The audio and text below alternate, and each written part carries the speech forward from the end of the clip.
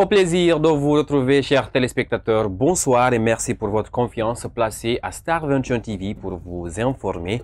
À la une de l'actualité de ce soir, des acteurs de la société civile guinéenne à l'école de la démocratie, ces représentants des organisations non gouvernementales entendent s'impliquer dans le processus électoral pour certifier la crédibilité et la transparence du scrutin du 18 octobre 2020.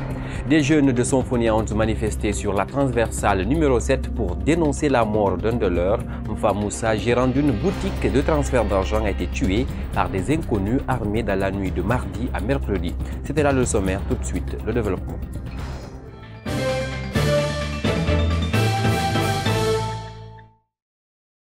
À tous, bonsoir et bienvenue. Pour commencer en bref, le Parti Union des Forces démocratiques de Guinée, UFDG, proteste contre la censure d'une de ses vidéos diffusées mardi 22 septembre 2020 à la RTG dans le journal de campagne. L'UFDG de l'opposant Cellou Dalein Diallo demande des explications à la haute autorité de la communication AC et annonce une plainte contre les auteurs de cette censure.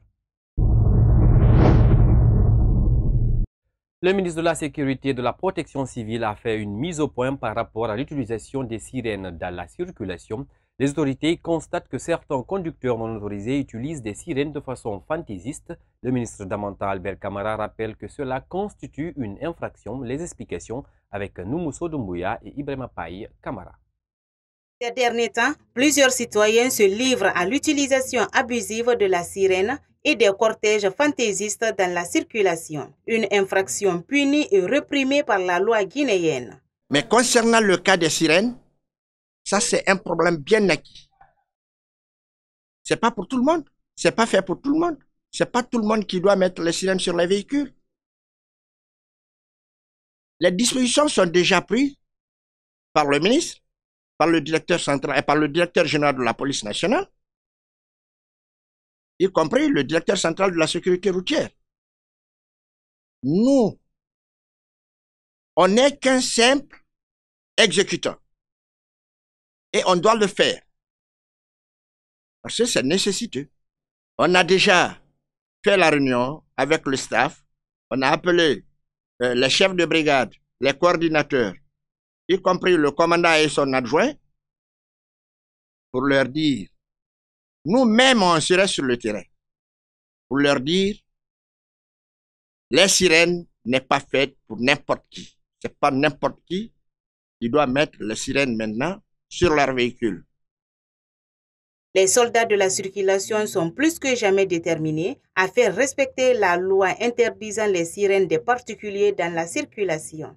Ceux qui ne sont pas autorisés de mettre les sirènes sur les véhicules, on les éclipse tout complètement, tout doucement sur la chaussée, en leur disant d'enlever les sirènes sur les véhicules.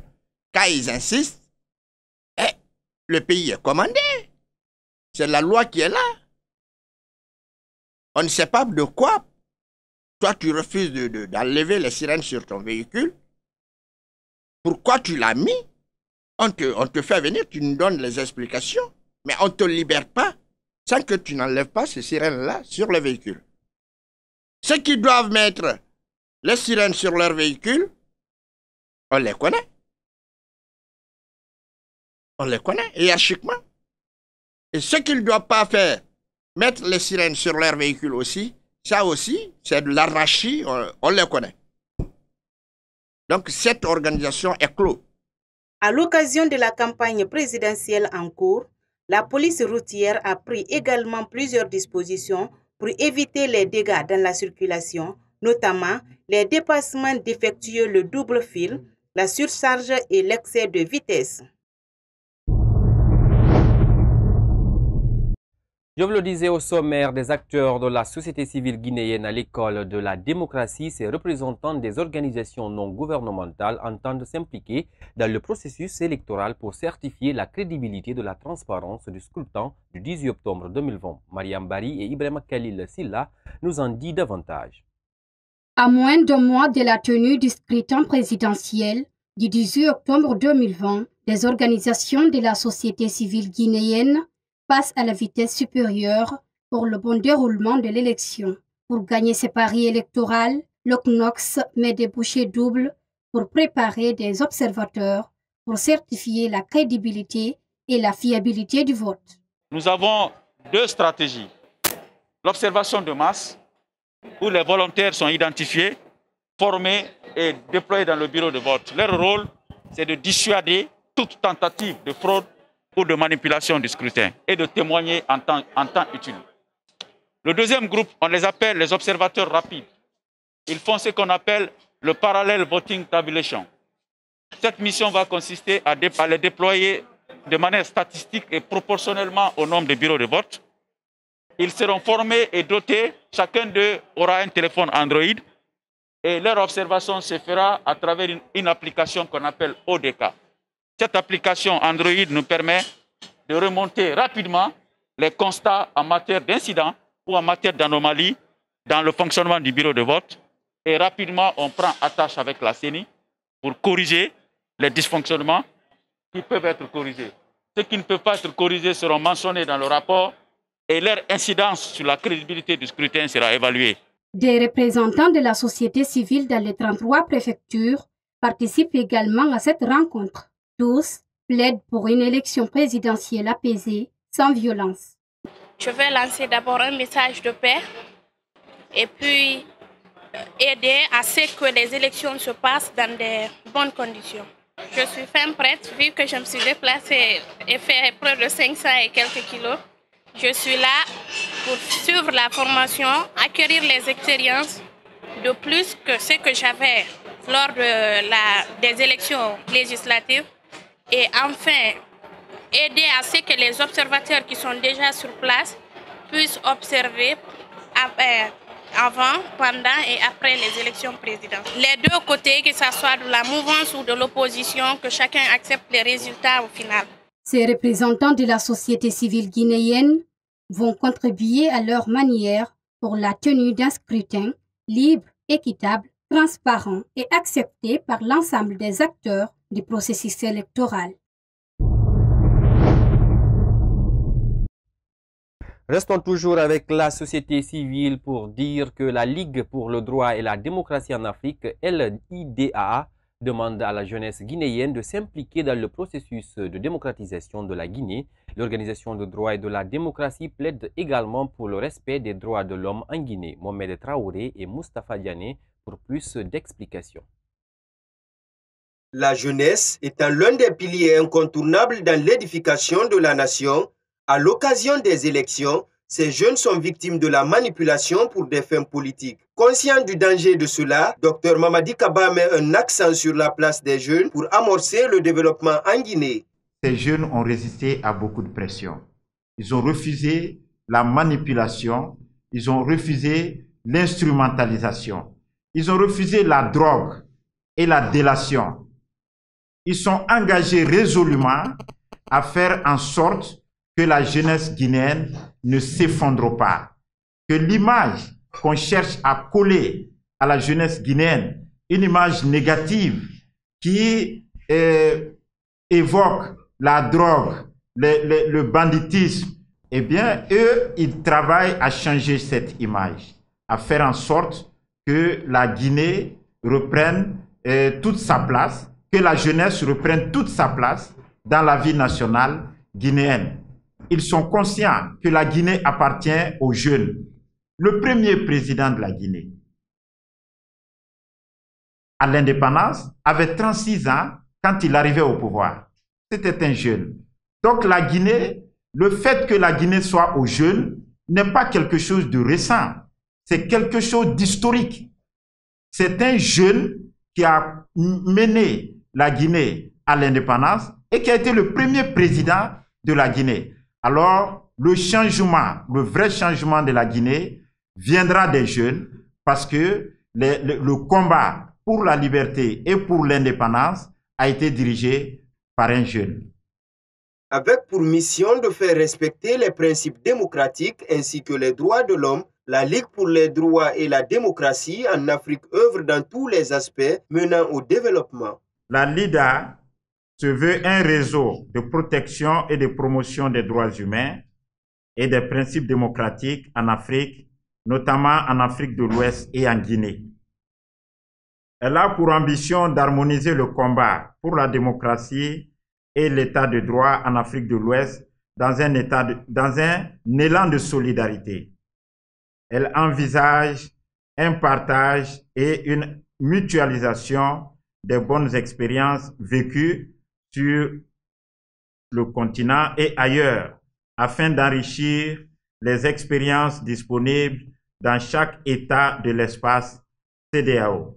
Pour mettre un terme à la violation des droits de l'homme en Guinée et sur le continent, la LIDA souhaite une implication accrue de la jeunesse dans les projets de développement.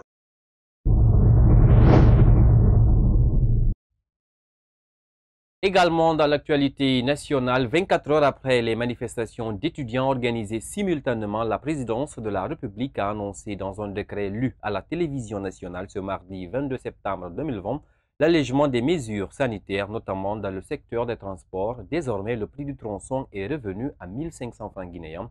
Kédiatou Bari et Alassane Souma, reportage. La nouvelle sur la baisse du prix du transport a été donnée sur les ondes des médias d'État dans la soirée du mardi 22 septembre 2020. Une décision perçue comme un soulagement, mais aussi une libération pour les usagers. Je pense bien que c'est une très bonne décision qui a été prise. Puisque ces derniers temps, nous avons beaucoup souffert. Imagine, moi, à la distance de Gama, l'enseignant, et survenir à nos besoins en tant qu'étudiante, c'est pas facile. Ça a été une très bonne solution quand même pour nous tous quand même. Ça nous arrange. Je remercie le professeur Alpha Condé de ce qu'il a fait pour nous. Parce que si tu penses qu'à l'air, beaucoup de choses sont fermées, on ne s'amuse pas, on ne part pas dans les lieux de loisirs. Et hier, il a pensé à nous aussi. Le seul message que j'ai à lancer, c'est de respecter les mesures de sécurité, côté les bavettes, de respecter les distances de sécurité. Cette baisse du prix du transport, qui revient à 1500 francs guinéens par tronçon, n'arrange pas forcément certains conducteurs des taxis. Pour ces transporteurs, le président devrait diminuer le prix du carburant à la pompe. Bon, non, moi, c'est moi. Vraiment. C'est une bonne décision que le président a prise. Mais cela ne nous arrange pas, nous les chauffeurs. Le prix du transport est revenu à la normale et le problème de carburant est toujours là, sans compter les risques de contamination de la COVID-19. Avec les 4 personnes derrière, je demande aux autres chauffeurs de se protéger et de savoir qui prendre dans leur taxi. S'ils soupçonnent quelqu'un, qu'ils ne le prennent pas.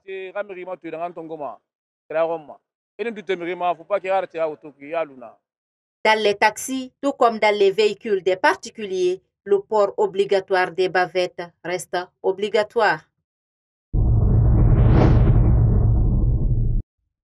Et puis, au niveau du secteur de l'hôtellerie et du tourisme, les tenanciers se réjouissent de cette décision de lever le confinement. Ils promettent le respect des accords signés entre eux et les autorités dans le cadre de la lutte contre la pandémie en Guinée. C'est un reportage de Janet Akou Agbodré. Sans surprise, c'est un ouf de soulagement pour les Guinéens. Cette annonce de l'assouplissement des mesures sanitaires par le président Alpha Condé dans le secteur du tourisme et l'hôtellerie réjouit plus d'un acteur qui évolue dans le domaine. On est content, malgré que la restriction reste encore un peu maintenue, mais ça c'est encore mieux, parce qu'un tiers veut deux tolérables. Donc ce qu'on a eu, du matin jusqu'à 0h, on peut se contenter de ça pour le moment. Et grâce à la bonne écoute du Monsieur le Président, son Excellence Monsieur le professeur Alpha Condé, qui a eu l'aimabilité d'écouter le bas peuple. Donc c'est le lieu et place pour moi ici de lui remercier. Dans le secteur de l'hôtellerie et du tourisme, le port obligatoire des bavettes reste maintenu. Ce président des tenanciers des bars et restaurants promet le respect des accords signés avec le gouvernement. La promesse tenue entre nous, nous le réitérons que nous ferons tout possible pour au moins pouvoir être à la hauteur de la prise de la garde, de la promesse qui a été tenue entre nous, par rapport à l'applicabilité de certaines mesures barrières dans notre lieu respectif. Le couvre-feu reste toujours en vigueur de 0h à 4h du matin dans la zone spéciale de Conakry, Adoubreka et Koya.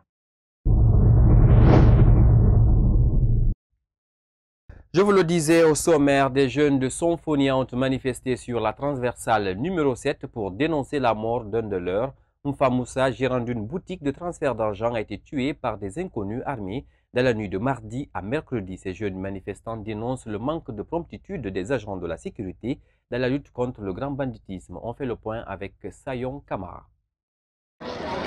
Tôt ce matin, des jeunes de Sonfonia ont érigé des barricades sur la route pour dénoncer la mort par balle d'un de leurs lors d'une attaque à main armée par les malfrats. Sous couvert de l'anonymat, ce jeune explique. Donc il a tiré une balle, j'étais en chemise blanche. Lorsqu'il a tiré une balle là-bas, donc je me suis précipité pour sortir. J'ai appelé le grand qui était là avec quelques éléments. J'ai dit venez, on a attaqué le grand. Dès que c'est le monde là qui l'a attendu, soi-disant que venez, on a attaqué le grand. Il est sorti maintenant. Du coup, il me cherchait parce qu'il est parti jusqu'à ce niveau. Moi, j'étais parti comme ça. Donc il me cherchait à cet endroit, il m'a pas vu, il est parti pour là me chercher là-bas. Il dit il est où cet imbécile. Donc j'avais pris la fuite, j'étais au couloir là-bas.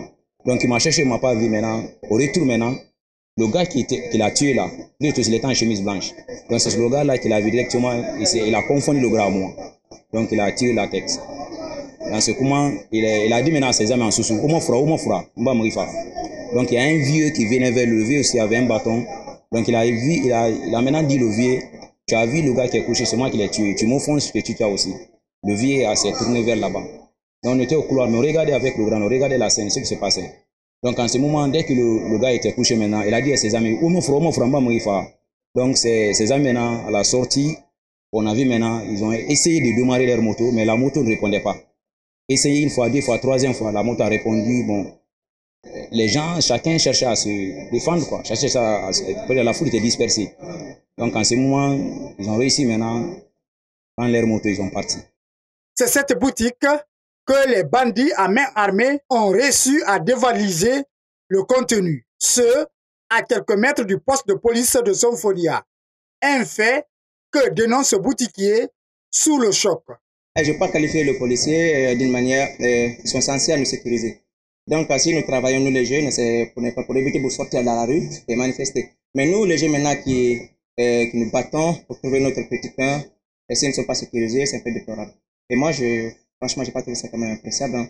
Mais je dirais, c'est pas joli. Nous, on travaille dur pour avoir de l'argent. On ne peut pas demander aux parents, on n'est pas sorti dans la rue pour riposter. Mais si la sécurité aussi n'est pas là, et c'est un peu marrant. Et ça, nous demandons à tout responsable de nous aider, franchement, à sécuriser. Parce que ce n'est pas moi seulement. Parce qu'il y a 3 jours, j'ai attendu une attaque en Somalie. Et tout ça, ça gangrène. Révoltés par la montée en flèche de l'insécurité dans la zone, ces jeunes manifestants comptent maintenir le barrage jusqu'à la satisfaction de leurs points de revendication.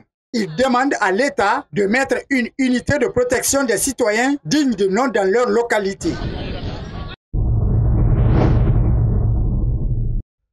Sur un tout autre plan, le chef de l'État guinéen a présidé par visioconférence au lancement d'un programme de construction de 10 000 logements sociaux lundi 21 septembre 2020. Le candidat sortant à l'élection présidentielle du 10 octobre prochain a rappelé que depuis 2010, il a pris l'engagement d'améliorer les conditions de vie des Guinéens. Certains citoyens de Conakry se sont exprimés sur la question. Suivez. C'est purement campagne populisme. Je suis sûr et certain qu'il ne va rien faire aussi. Je n'attends rien de lui aussi. Parce qu'il n'a jamais respecté son engagement depuis qu'il est au pouvoir. Depuis 1991, on l'a suivi, on l'a écouté, il nous a promis tant de choses. Mais malheureusement, rien n'a été réalisé. Parce que moi, je ne m'attendais pas peut-être qu'il me donne l'électricité aux routes et autres. Mais l'unité nationale. Surtout l'éducation, parce on dit qu'il est professeur. Donc dans tous les sens, vraiment, je suis déçu de lui. Franchement, quand il était président, je n'étais pas contre.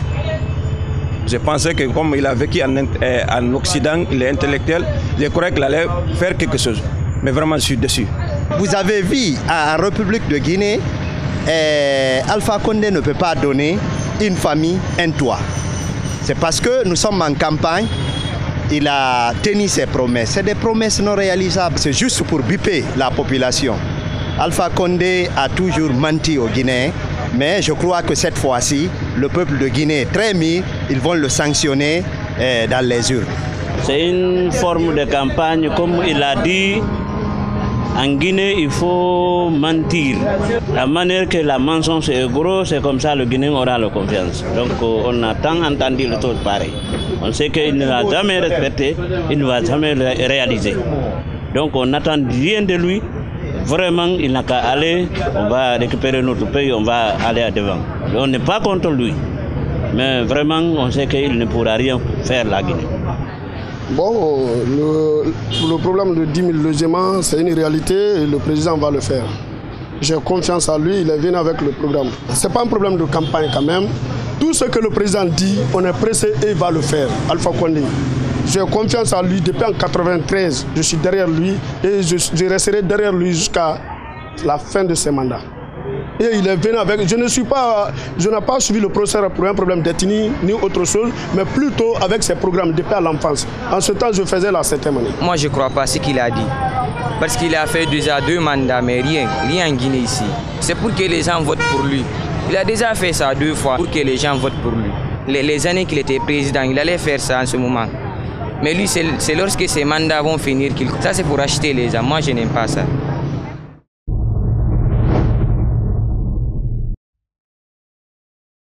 On parle religion dans cette édition. Le ministre saoudien de l'Intérieur a annoncé mardi 22 septembre la reprise progressive de la Umrah à partir du 4 octobre prochain. Une nouvelle appréciée largement par les pays musulmans qui effectuent ce petit pèlerinage à Conakry.